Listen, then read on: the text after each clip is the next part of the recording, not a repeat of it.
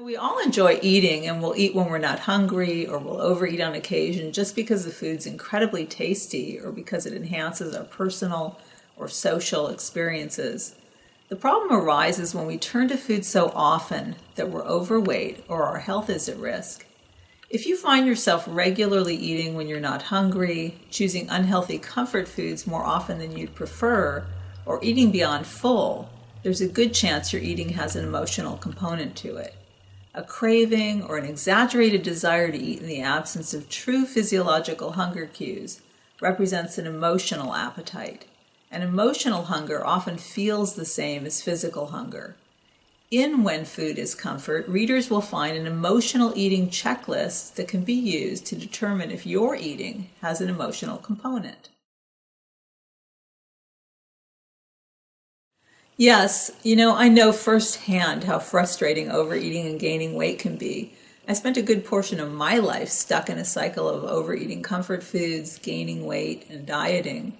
My health was suffering, and I was never good at sticking with diet plans. While each new plan restored some hope and motivation, compulsive food cravings and a sense of restriction and deprivation always led me back to my favorite source of comfort and pleasure, food. And to add insult to injury, I had inherited body and brain chemistry imbalances that made unhealthy comfort foods and stimulants like caffeine both attractive and addictive. It took many years of study, therapy, and visits to healthcare practitioners for me to understand and resolve all the pieces of the overeating puzzle in my own life. I'm passionate about helping others connect to their mind, body, and spirit signals and resolve their overeating. I designed the mindfulness practice called inner nurturing to help my clients connect and pay mindful attention to their internal world. Most emotional eaters have a very strong inner critic voice that beats them up regularly, and a strong inner indulger voice that encourages them to get their favorite comfort foods. That's the voice that says, yeah, we had a really hard day, we deserve ice cream. And most emotional eaters have never really developed a supportive voice inside, or what I call the voice of the inner nurturer. Using this kind and supportive inner voice, we learn to validate our feeling states and get clear on our authentic, non-food needs. Additional skills include catching and reframing self-defeating thoughts, and learning to remind ourselves of our strengths and resources and hold out hope for the future. We also learn how to set effective limits with ourselves and meet our needs without turning to food. As we learn to focus our attention in particular ways, we create new neural firing patterns that strengthen new connections in the brain and our capacity for regulating our behaviors.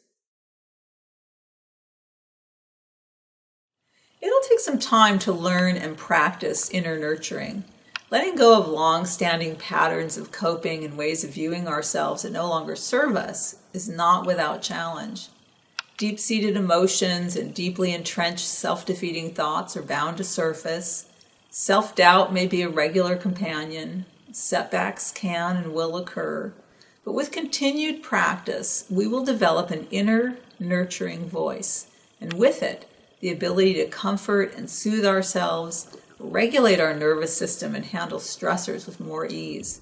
This approach does require a shift in thinking, a longer-term perspective, and a loving commitment to yourself. Is that their history with emotional eating is not their destiny.